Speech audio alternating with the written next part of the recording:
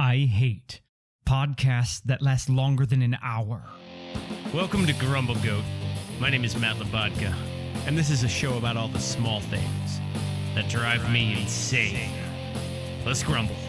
I love listening to podcasts. Podcasts are a fantastic way to while away my commuting hours while I'm bicycling down the Hudson River bike path. But podcasts aren't passive noise. If I wanted passive noise, I'd put on some music. Podcasts are informative or storytelling. Podcasts are a learning experience, or they're informative, or they're entertaining. So if I can get to work in under an hour, why am I listening to you drone on about a topic that you can't close? What are you having trouble wrapping up? Surely the topic could have been edited down just a little bit to keep it under an hour, to keep that nice, sweet 60-minute spot. I got other podcasts to get to. It's like grade school. I got different periods, different classes to get to. I got 5 chapters of This American Life to listen to. I've got funky economics class with Freakonomics. I have to learn about obscure crimes with Criminal. And then I got a quick history lesson with Memory Palace before I have recess with the McElroy brothers. And then I'm going to go on an adventure with the McElroy brothers in the Adventure Zone, which is a bad example because that's longer than an hour. But come on, it's imaginative. I got places to get to. Let's keep it quick. I mean, if The Simpsons can cover Mr. Burns' death and then cover why every single character is a suspect and then have Mr. Burns himself come back to life to reveal who it is, all in under 46 minutes, then you could do a podcast in under 60.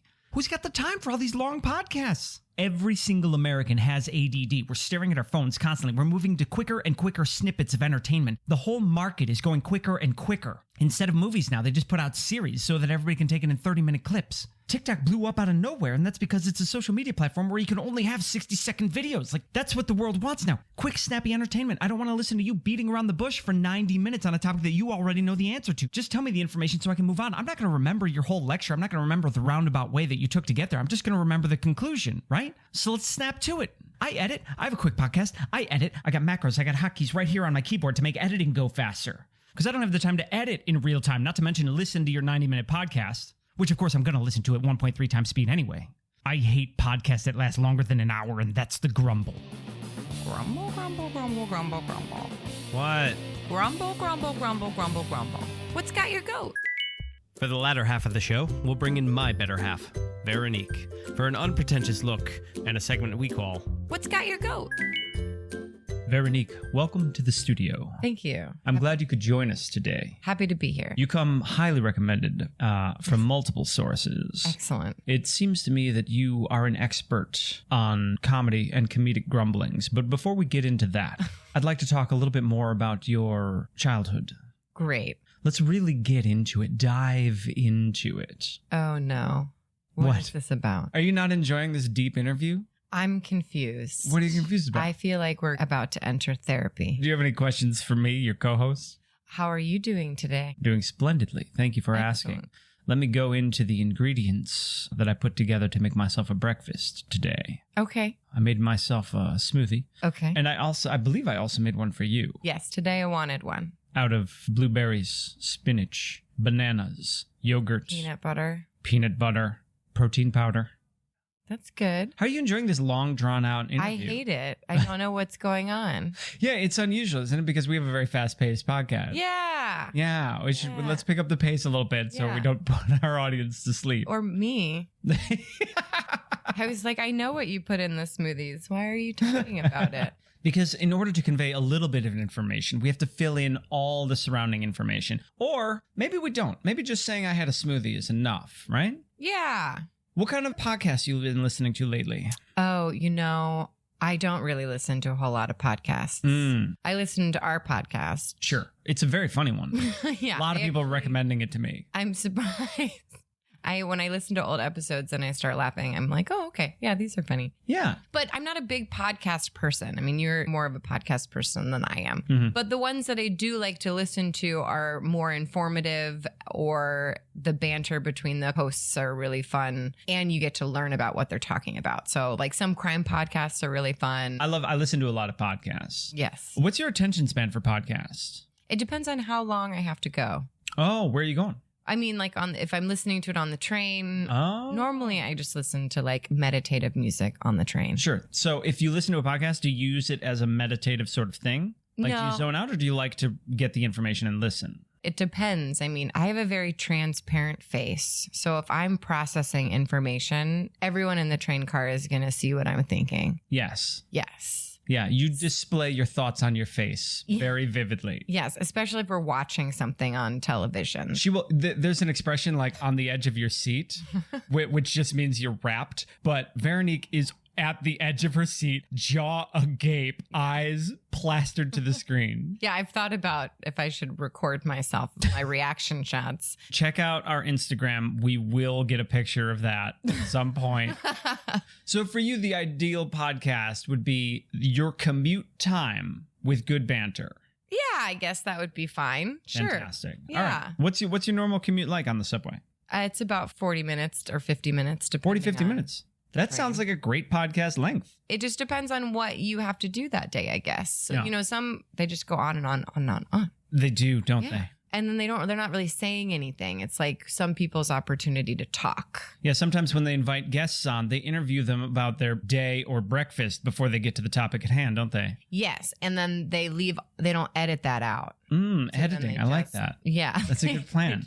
What is that? Is that when you take out the uninteresting parts of a podcast? Yes. Oh, that's interesting. And you do that to podcasts, or maybe the podcast creator should do that? Well, the podcast creator should do that for sure. Yeah, that would be helpful. But here's the thing, is it's hard to edit yourself. Mm-hmm. So you have developed a very good skill with all of your comedic training and improv skills and storytelling skills. And you're a writer, so you can This is turning into an interview, isn't it? Story, and you can see structure, and then you listen to our banter that we've created over the course of 40 minutes. I mean, we're going to be talking for a long time. Oh no, don't reveal how the sausage is made. It's okay. Marv's episode's coming out soon, so everyone's going to hear it. Hopefully that episode's longer. I mean, it will. He has a long format. We interviewed with him for like 3 hours. I know. Anyway, for people that don't have that skill or are still learning what that skill is, and even still learning what their podcast is. It is hard to edit yourself. I know. I wrote a book that will be coming out soon. Pay attention for that. But even with your book, when you think that you have something that you're like, the story is great, everything's great. What do you mean think? Well, you've edited. The story is great.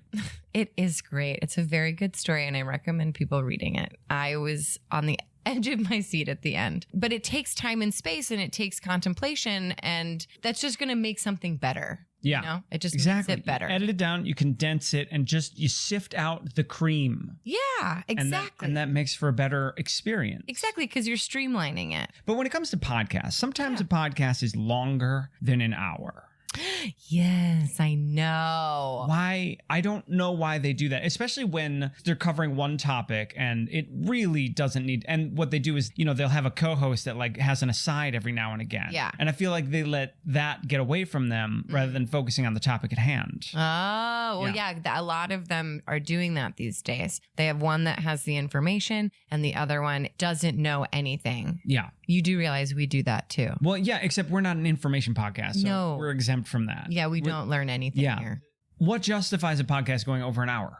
I don't know. Bill's podcast with me when he interviewed me was an hour and a half. Yeah, I know. And I've been thinking about that. And I'm like, we should have just cut the last half. The whole interview was funny. I mean, he was right to share it with the world. But yes, it was definitely a two-parter, even for me, and I was in it.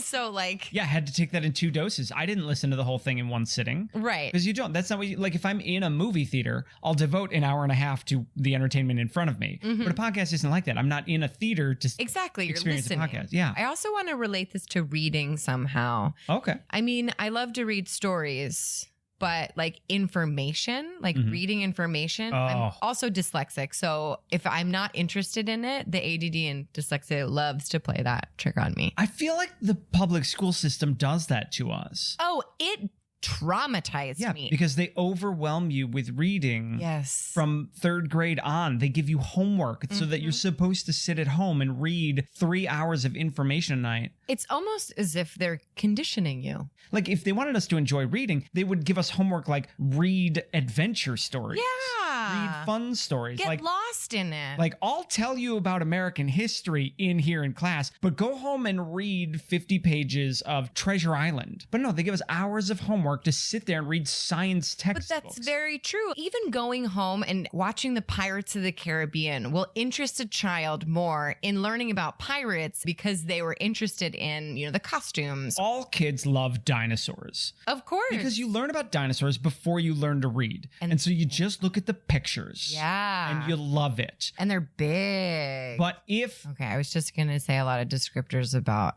dinosaurs. Tell us some descriptors about dinosaurs. They're big and scaly and feathery and big. You said big twice. Big. That's a third. They're enormous. They are big, big, big. Humongous. Ah. Woo. No, you're just making noises. Those aren't even descriptors. They fly. They have feathers. And they don't have any feeling whatsoever except the herbivores because they have feelings because they don't eat people. Oh, so if you eat people, you don't have feelings. Yes. They're cold, heartless monsters? You don't think they love their children? No. I think some of them eat their children. Hors d'oeuvres. They ate each other's eggs, I'm sure. All the raptors would go and take the herbivore eggs. Oh, did dinosaurs lay eggs? Oh my gosh. Did all dinosaurs lay eggs? Yeah. What about, the Tyrannosaurus Rex? Did they grow eggs? Oh, no, they didn't lay eggs. Yeah. The bird, the pterodactyl, obviously it's an egg. No, they all laid eggs. They all of them. Even the Tyrannosaurus Rex. You know what? The Tyrannosaurus Rex, I can kind of see that they would lay an egg because they look like a bird. But the Brachiosaurus. Now I sound like a 5-year-old. How do you say the Brachiosaurus? That one. Now that seems silly for them to lay an egg. Yeah, it would drop too far. It would break, right? No, they would squat, obviously. Oh, okay. Yeah, they would squat. See, this is my point. And they didn't have us read about dinosaurs because we were too young, so we all loved dinosaurs. But if they sent us home with the great tome of ancient dinosaurs and forced us to read it, we wouldn't like dinosaurs because it would be a bunch of words. Okay, fine. I thought we could go more on this egg tangent, but okay. What's a Brachiosaurus omelet taste like? I don't want to think about eating one of those. Oh, because you're an herbivore. Yes. Well, I love eggs. Now I'm confused. When we learn about American history, they walk us through a bunch of presidents and a bunch of years, and none of it makes sense. No, you don't remember it. I don't remember what year any of this happened. No. But then you tell me a story about how Thomas Edison killed an elephant with electricity, and you're like, now we're talking. Now we're entertained. I know. And when they built that bridge, they had to have an elephant go across the bridge because elephants will not walk on unsturdy things. You're talking about the Brooklyn Bridge. I am. So you're saying you would go anywhere an elephant goes? Yes, I would trust an elephant. It's also my spirit animal. An elephant is your spirit animal. I think a baby elephant is a spirit animal. When I grow up, then I'll be an adult elephant. When you grow up? Yeah. Okay. Why is the elephant your spirit animal? I did a meditation. So this was like in Fight Club. Well, you did a meditation and you found your spirit animal. Yes. It was a baby elephant. Are you saying that you started a Fight Club with yourself? I've had a Fight Club with myself probably since I was 10. Oh, the duality of man. Yes. Yes. The baby elephant keeps me fun and light and still have a lot of wisdom. Is the person that you're in a fight with that's also in your head, do they have a different spirit animal than you? Who is hurting your baby elephant? You know what? It's probably a sloth. Yeah. Yeah. Trouble getting things finished. Oh, yeah. Sure. That sounds about right. Baby elephant and a sloth. They're going to have a lot of fun together. Yeah. They go on rompous adventures together. They absolutely do. That sloth is hanging on that baby elephant's tail and it's going, ah, ah, ah. Baby sloth sounds are so cute. Yeah. Yeah, they're like the cutest, ugliest things in the whole world. Can we talk about what kind of adventures? I mean, they can go on all sorts of adventures. Let's talk it through. So you're going to work and you're like, I got to go to work today. Yes. How do the sloth and the elephant deck out? How are you going to get to work? This is how they go. The sloth climbs on the back of the baby elephant's tail and hangs on the back, right? Sure. Yeah. And then the baby elephant runs because it's very excited to go to work. Oh, and they run with those stubby legs. It's so stubby silly. legs. And then they arrive at work and then they stop and they stare at the door. And then the baby sloth gets off the tail. And then the baby elephant goes up to the door with his little trunk and he opens the door and then he waits for the sloth to go in. And the sloth, as we all know, is very slow. Yeah. So the baby elephant has to hold the door for a very long time. Just to get the sloth inside. Yeah. Oh, this is a beautiful metaphor. Oh my goodness. The eternal duality of podcasting. Is there such thing as a podcast that's too short?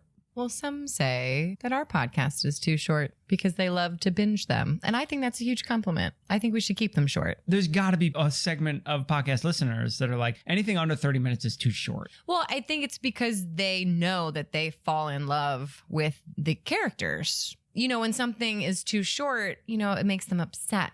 Are you saying that I should make this episode longer? No. No, we should keep them wanting more. This has been an episode of Grumble Goat. Thanks for listening. I'm Matt Labodka. I'm Veronique Hurley. Please subscribe. I hate when people say please subscribe. Grumble, grumble, grumble. I think some of them eat their children.